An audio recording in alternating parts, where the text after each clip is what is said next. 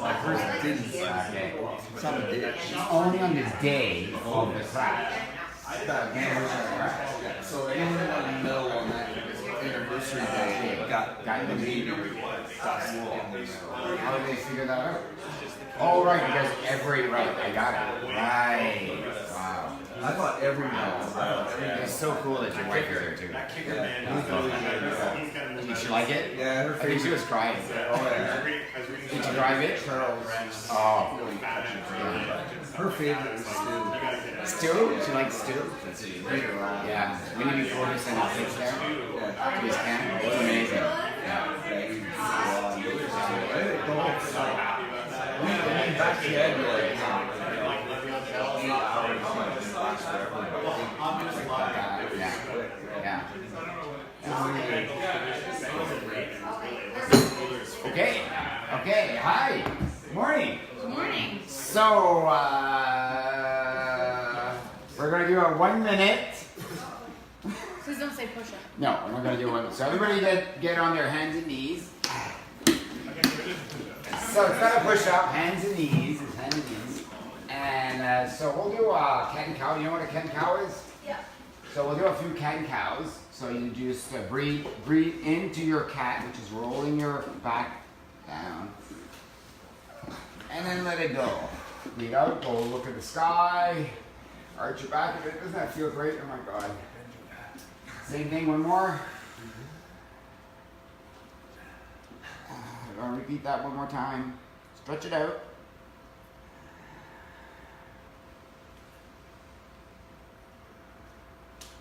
So go to a neutral spine now. I want you to go on your toes and lift your knees off the ground just like an inch. And then we'll do the cat-cow again.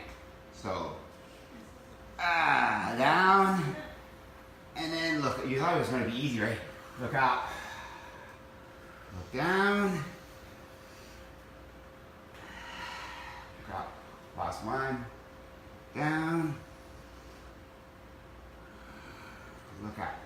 Put the knees down. Neutral spine. So now for the people who work out. Jeff. Trent. Anybody else wants to try it? We're going to do the same thing, except when you lift your knees up, you're going to lift your right leg up. So one knee off the ground like an inch, and your right leg up. And you cow and cat. 2, 3 of those. 2, and then 3. Back to neutral spine. Put your leg down, your knee down. Shake your tail, wag your tail. You're gonna do the other side. Leg up, left leg up. Right knee off the ground. Your cat. Look up. Your cat. Look up. Last one. Leg down, wag the tail. Now we're doing a doggy stretch, which is a child's pose.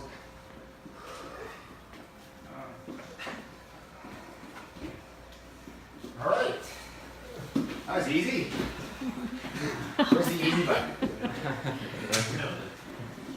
If you can do that, you can do anything. How hard was that? That wasn't too bad. Was it too bad? Was it worse than the 1 minute push up? Yeah, no? 1 minute versus much worse. Okay. Easier than push up. Okay. How do you guys feel when you do that? Better? Yeah? So, I want to talk about my weekend and my week leading up to my weekend. So, this weekend was Level Up. Good morning, Shelly. Good morning. And I had the chance to do my first speech in front of my mom and dad. Very stressful because I love them so much. And my first speech that allowed me to speak. So it was a first for a lot of things. First half an hour speech in front of a paying audience. First time I spoke in front of my mom and dad and my sisters. And the first time I spoke in front of Karen. The first time I spoke with basically professional speakers. So these were all professional speakers. One of the speakers, Stu, which I think Carl enjoyed, and his wife, had done over 3,000 speeches. So professional speakers. And it was great. And I wasn't ready. It wasn't that I wasn't prepared. It wasn't that I put in the time. It's just that I wasn't ready. All week, I did my best to do my habits, to go down, to read, to push myself all week. I didn't sleep all week, which was interesting for me because I thought, what's wrong with me? I did this before. I spoke in front of 1,500 people just in June. Why can't I put this together? Why can't I do this? Right? Why can't I do this? And I got it. Finally, I got it. Saturday morning. so the speech is at 10. 8:30, it finally dawns on me because I rode really hard going into the speech on my bike. And I got it. See, the problem I was having is this, is I was trying to impress my mom and dad. I was trying to impress Karen. I was trying to impress my sisters. Everybody that I knew told me that we're going to be there, I was going to impress them. And when you do that, when you give a gift, which is what I'm supposed to be doing, is to give a gift with intent, then you get mixed up. I get mixed up in the intent of giving that gift. Instead of just being there, instead of just being present, instead of just saying it's a gift without intent, a gift without any intention to be loved. So if I give a gift, like I was giving, and my intention is for my mom and dad to love me more, which is I don't think possible, but to love me more, to accept me, then that's a gift with intent.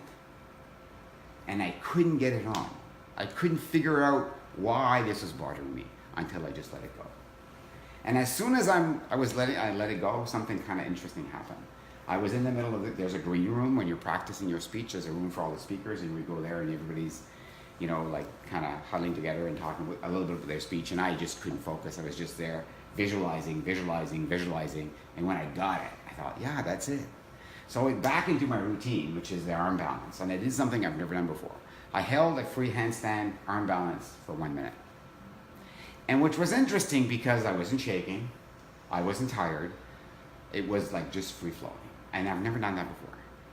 So what happens when you release the energy of thinking about the intent, well, then I get my energy back, right? And that's what happened. It was a beautiful day. I'm so glad that a lot of Doviconians were there. I'm happy you guys enjoyed it. I want to speak a little bit about a few people that were there. I didn't get a chance to hear this guy, Mark Black. He was the first speaker, and I was working on my speech, but I heard he did really, really good. Mark Black. I had his book, if you want to read it. I've read it before, it's a good book. And Heather Moyse brought her book, which is a 2-time Olympian, which is really amazing. So, a couple of things that I got from some of these amazing speakers. There was one of my good friends, Stu, was there. He talked about his summer camp for kids that he held every single year. He talked about the ability to set goals, and that's what he does with these kids. They set, he calls them flags, and I forget the acronym what it means, but basically it's setting big, audacious goals with the kids, and they make him work through it. It's a leadership camp for kids. There are no phones, no electronics for 2 weeks for these kids. And all they talk about is how to get back to nature, how to get into their leadership, how to find themselves. How amazing is that, right? And he's done it. He spoke wonderfully, and I got something from his speech. And most of the things I got from him is like, how do you set these goals, right? And how do you let go of the technology in order to set these goals, which was really, really good. And then we had a hypnotist, Jason Cyrus, and I wanted to get picked. I thought I was going to get picked, but I didn't. And what I didn't realize about hypnotism is it's basically envisioning. So the power to shut off your little voices in your head, to lose the time and space, and to be in your prefrontal cortex. That's what visioning is, to be in the moment. So the people they picked have the ability to go there deeper and deeper. That's what it is. You just lose your where you are. That's why you're able to do whatever Jason tells you. That's what hypnosis is. And his message was amazing because it's about actually controlling your mind. How do you control your mind so you become present? How do you control your mind so you turn off the voices? So practicing being present, practicing being there, practicing just being in your flow, which is what he's talking about. Really, really good. So I'm going to practice. The next time I see him, I'm going on stage. I'm pretty excited about that. Then we had Charles from the United Project. He is a great speaker. He spoke about his troubles in getting his building on St. George, which is beautiful. I rode in front of it this morning. He was really inspirational, made me cry a lot. And then Heather, which I'm going to speak at too a little bit. So the night before, I spent time with Heather and Stu and Mark. And Heather, I don't know if you know this, but she eats pizza. So she eats Domino's pizza when she's stressed. Now, she probably burns a lot of carbs and calories working out. And she's a 2-time Olympian champion. I get to hold a medal, as did Carl. Pretty cool, right? As did Diane. It's pretty cool. First time you hold a medal. Oh, yeah. Yeah? It's heavy, right? Yes. Yeah. Did you? No, you weren't there. And so the thing I learned about Heather is excuses. And so she's giving these examples of how she won the gold medal and her journey to it. And at one point in time, she's saying, I realized that I love this story. In order to do my routine, she's in Summerside, right? And she's got to work out the same way that her competitor are going to work out, which is are in Calgary or they're in Toronto. They have facilities. You don't have facilities in Summerside to go.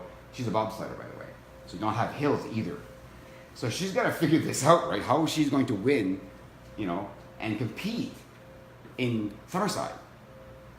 Like you can't even go down the small hill there and compete. So she's got to figure this out. So every time she's faced with a barrier, an excuse, she becomes creative. So instead of pushing a bobsled, she pushes a car, right? Instead of sometimes the gym is closed, she goes to the kids' playground and works out there. And her last example was she actually had her routine worked out to the detail every single day. She did the same thing. And one of her things was to take a bath, a bath with Epsom salt, and every day. And the reason she was doing that is basically to release the fascia. The fascia is the envelope you have in your body, and it's making you tight. So when you're working a lot on weights, you become very, very tight. And sorry, Shel. When you do that, you can't be flexible. And if you're gonna jump in a bobsled, you got to be pretty flexible. So she actually was doing Epsom salt bath every single day to release the fascia. So she gets to Olympic Village and there's no bathtub. And she says, no bathtub. What am I going to do? What am I going to do? Excuses, right? So she finds a garbage can. She fills it with hot water, Epsom salt, she jumps in, right? So what was amazing to me, it's not that. What's amazing to me is this. Every time you have an excuse and you say to yourself, I have too many things in my hand, I'm going to take the elevator instead of the stairs. You're giving yourself permission to fail. Think about that for a second. You're saying, I can't do this. And the subconscious mind reacts to that. Every time I wake up in the day and I say, I can't do my video. Every single time I wake up and I say, I can't take my bite. Or I can't read, or I can't do this. Because something happened. Life happens to you, right? Your kids are jumping on you in the morning, whatever it is. Every time you give in to your excuses, you're telling your subconscious mind, I will fail. But every time you say, there's no bathtub, where can I take an Epsom salt bath? And you come up with this creative way to jump in the garbage can, put Epsom salt in there. No matter what people are thinking, think about this for a second. You have to find a clean garbage can. You have to jump in and let people see you, right? And you have to have fun with it. Your brain rewires itself and says, you know what? I'm going to win. Nothing will stand in my way. Nothing will stand in my way. And what I realized with her message is this. Our excuses are programming us to fail. But if you become creative with your excuses, if you use your excuses to say, how can I switch this around to do something else? How can I do something else, right? How can I do whatever you're trying to do? The objective is higher, right? And you become creative. All of a sudden, you feel amazing. So the way you win an Olympic gold, yes, you have to practice every day, but the way you win an Olympic gold, you have to have the attitude to do that. You have to have the creativity to do that. Now, I'll never win a gold medal. I held one, I put one on my neck, and I feel ashamed because I took it off. I can't hold this, it's not mine. I didn't win one, and I will never win one. But that's not the point.